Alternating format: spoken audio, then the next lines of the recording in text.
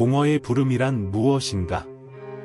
까까질은 절벽 가장자리에 서 있을 때 갑자기 한 발을 내딛고 싶은 설명할 수 없는 충동을 느껴본 적이 있나요?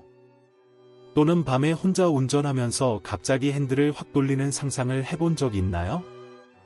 이러한 생각들은 순간적이지만 우리를 놀라게 하고 때로는 두렵게 만듭니다. 이는 우리가 선택의 자유와 마주하게 되는 깊고도 혼란스러운 순간이기 때문입니다. 이러한 심리적 현상을 공허의 부름이라고 부릅니다. 공허의 부름은 진정한 자기 파괴의 욕구가 아닙니다. 이는 생존 본능과 우리의 자유에 대한 인식 사이에서 발생하는 내적 갈등에서 비롯됩니다. 일종의 무의식의 시험으로 우리가 살아있다는 것, 우리의 행동을 스스로 통제할 수 있다는 것, 그리고 그 선택의 책임이 전적으로 우리에게 있다는 사실을 상기시키는 역할을 합니다. 저는 높은 곳에 있을 때 이런 비슷한 경험을 종종 합니다. 예를 들어, 지금 내가 핸드폰을 아래로 던져버린다면 어떨까? 라는 생각이 들 때가 있습니다. 물론 이 충동은 훨씬 작은 비율로 나타나지만 그 본질은 비슷합니다. 철학적 관점에서 이 개념은 알베르 카미가 말한 부조리의 아이디어와 연결됩니다. 카미는 부조리를 인간이 의미를 찾으려는 노력과 우주의 무의미함 사이의 긴장으로 묘사했습니다. 이러한 순간들은 이 긴장의 표현으로 볼 수 있습니다.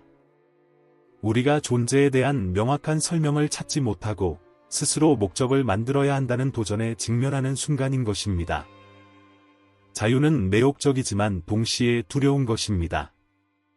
심리학에서는 칼 융이 이에 대한 중요한 관점을 제공합니다. 융은 이러한 생각들이 무의식의 메시지일 수 있다고 믿었습니다. 이는 무시하거나 두려워할 대상이 아니라 이해해야 할 것이라고 보았습니다. 융은 이러한 충동을 우리의 심리 속에 숨겨진 무언가를 탐구하라는 초대로 여겼습니다. 이는 억압된 두려움, 불만족, 또는 아직 의식으로 끌어올리지 못한 변화를 향한 욕구일 수 있습니다. 자신을 분석하는 일은 매우 어려운 작업입니다. 우리는 종종 부끄러웠던 실수를 떠올리거나 해결되지 않은 문제를 마주하는 것을 피하려고 합니다. 하지만 왜 그런 행동이나 선택을 하게 되었는지 이해하려고 노력하는 것은 중요합니다. 답은 여러분의 마음 속에 있으며 그곳을 탐구하면 반드시 발견할 수 있습니다. 오늘 이 영상을 통해 여러분이 그 과정을 시작할 수 있도록 돕고 싶습니다. 끝으로 항상 저희 영상을 시청해 주시고 채널을 구독해 주신 모든 분들께 감사드립니다. 여러분이 제게 계속 나아갈 힘을 주십니다.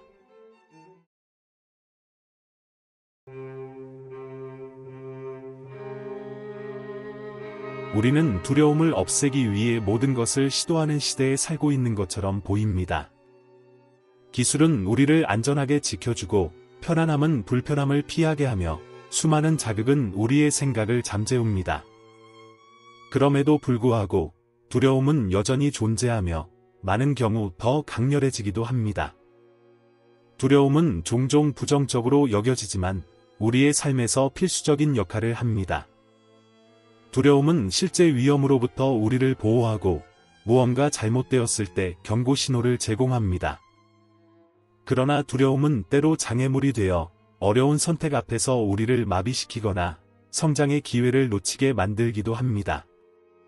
공허의 부름이 나타날 때 이 두려움은 종종 증폭됩니다.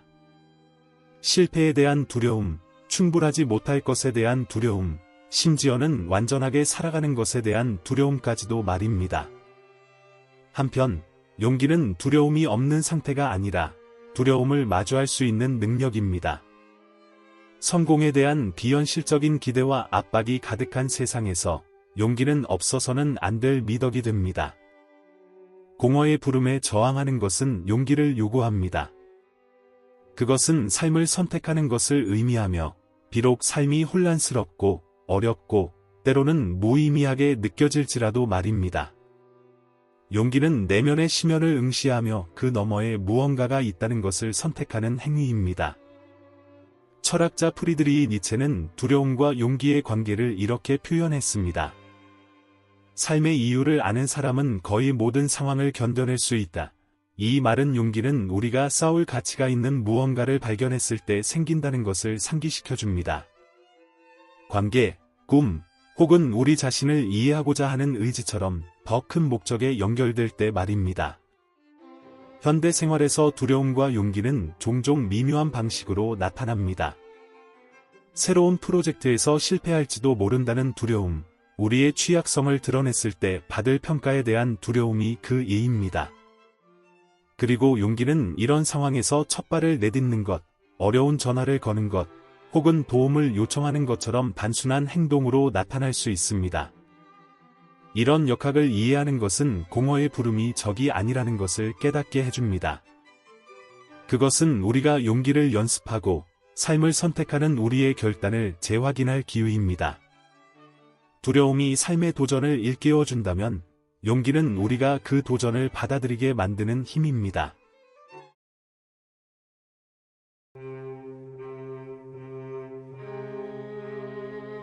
철학자 쇠렌 키르케고르는 이 현상을 자유의 불안, 별표이라고 설명했습니다. 그는 자유가 무거운 짐을 동반한다고 믿었습니다. 우리가 매 순간 내리는 선택이 우리의 삶을 형성하기 때문입니다. 앞서 언급했듯이 자유는 매혹적이지만 동시에 두려운 것입니다. 이 자유와 책임 사이의 딜레마는 대중매체에서도 자주 다뤄집니다. 예를 들어 영화 매트릭스에서 네오는 파란 알약과 빨간 알약 중 하나를 선택해야 하는 순간과 마주합니다. 환상 속에서 계속 살 것인지 아니면 현실을 직면할 것인지의 결정은 자유와 그로 인해 따르는 무게를 그대로 반영합니다. 현실에서는 이러한 개념이 중요한 결정을 내릴 때 자주 나타납니다. 예를 들어 새로운 경력을 선택하거나 관계를 끝내거나 기존의 틀을 깨는 어려운 선택을 해야 할 때입니다.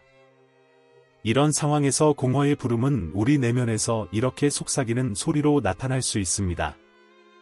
만약 모든 것이 잘못된다면, 혹은 정말 그럴 가치가 있을까? 이 목소리를 인지하는 것은 약함의 신호가 아니라 오히려 우리의 인간다움을 드러내는 것입니다.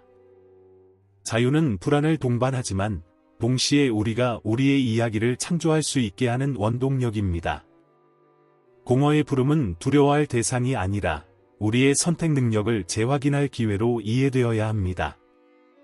영화, 책, 그리고 철학이 보여주는 것처럼 공허를 견디고 이겨내는 행위는 결국 삶을 온전히 끌어안는 것입니다. 그것이 설령 도전과 가능성을 모두 포함하고 있다 하더라도 말입니다.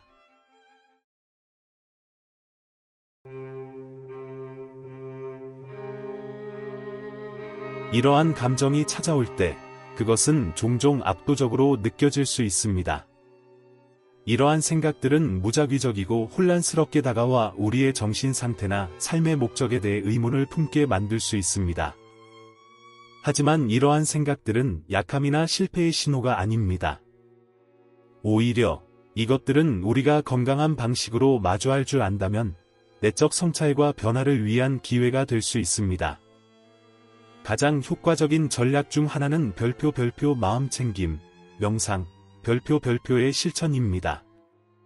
이러한 생각이 나타날 때 그것을 억누르거나 피하려 하기보다는 있는 그대로 받아들이는 것이 중요합니다. 판단하지 말고 단순히 관찰하세요. 스스로에게 물어보세요. 지금 왜 이런 감정을 느끼고 있을까? 내 삶에서 균형이 깨진 부분이 있어서 이런 생각들이 나타나는 것은 아닐까? 이 접근 방식은 이러한 감정의 근원을 이해하도록 도와주며 그것에 휘둘리지 않게 만듭니다. 또 다른 중요한 방법은 도움을 구하는 것입니다. 믿을 수 있는 친구나 치료사 또는 가까운 사람과 대화하는 것은 명확한 시야를 갖는 데 큰 도움이 될 수 있습니다. 우리가 느끼는 것을 외부로 표현하는 것만으로도 이 감정들이 혼자만의 것이 아니라는 것을 깨닫게 됩니다.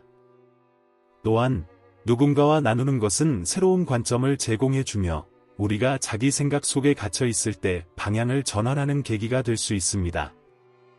더불어 창의적인 활동에 몰두하는 것은 강렬한 감정을 해소할 수 있는 강력한 방법이 될 수 있습니다.